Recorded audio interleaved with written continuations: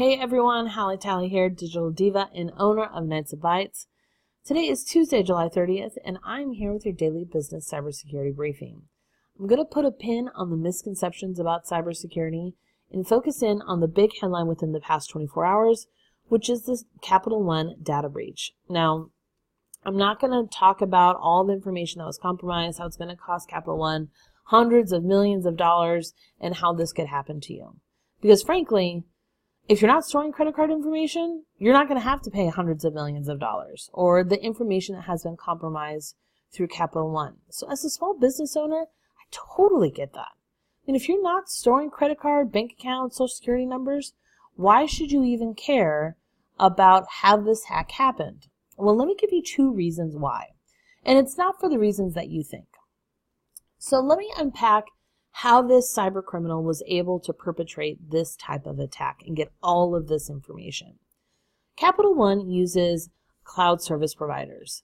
Now, if you're not familiar with what a cloud service provider is, most likely you are, because as a small and medium business, you're probably already using a cloud service provider, most likely in the form of something like Gmail, Office 365, Dropbox, QuickBooks Online. There's a variety of services out there that we use on a daily basis to provide us cloud services, if you will.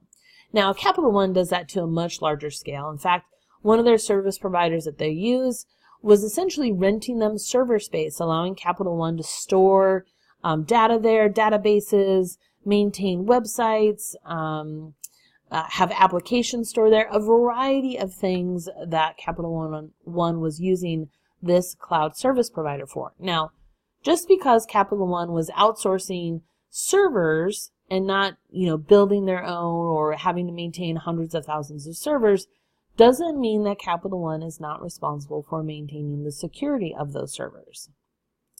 They have to still maintain the updates, the access, and a variety of other security tasks to make sure that nobody can hack into that database.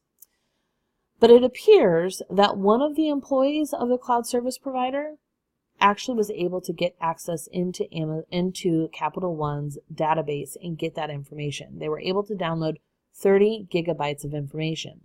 Now, the cybercriminal Paige Thompson was caught simply because she was bragging about it in a variety of social media and chat applications. Somebody submitted an anonymous tip to I should say kind of an IT group chat, essentially, and they were able to investigate and find that, yes, she did have this information. It appears that it's not for sale.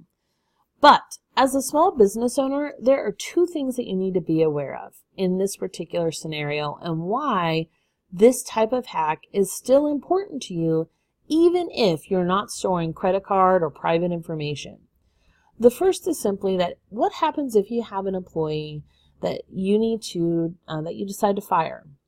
Now, if you don't have processes in place to make sure that when you terminate that person, that they no longer have access to email or your databases or your customer contact information or any of your files, if for some reason they decided to go rogue and go back to their computer and take all of that information or delete it from your servers, or gosh, even worse, take it to your competitor, how irritated would you be with that?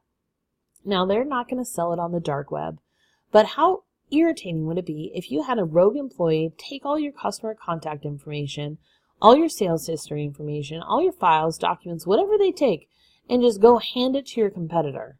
Oh my gosh, I would be ticked. That's a rogue employee. Just because they don't sell the information, if they steal it from you, it's still a crime. Secondly, it's also important to note here that, and I kind of glossed over this, but Capital One was still responsible for maintaining the security of that information. That's no different for you. Microsoft isn't responsible for making sure that you don't share your credentials with a cyber criminal. You are. Just because you offload infrastructure to somebody else doesn't mean that you abdicate cybersecurity. You still have to make sure that you are protecting your data the same way you would if it was in your own office. Now, if you're not protecting your data in your own office, well, I guess you're doing about the same. But you need to make sure that you are protecting your data from any type of cyber attack, including insider attacks. And this is why, as a small and medium business owner, why I totally understand that you don't relate to to a Capital One type breach, but you do relate to somebody taking stuff from you and giving it to somebody else, giving it to your competitor, or a hacker getting access to your email and asking a bank to send a cashier's check to them and drain your bank account. We all get that. And that stuff is the type of things that happen to small and medium businesses. So even though you may not have been a victim of this Capital One breach, or you may not store credit card information, social security information, there are still lessons to be learned for the small and medium business owner. As always, if you have any questions, you can post them below or send me an email to htally@knightsofbytes.com. That's Knights with a K and Bytes with a Y. As always, this video will be posted on our Facebook, LinkedIn, and YouTube channels, so please like, follow, and share those videos from those spaces. Have a great day, everyone, and safe computing.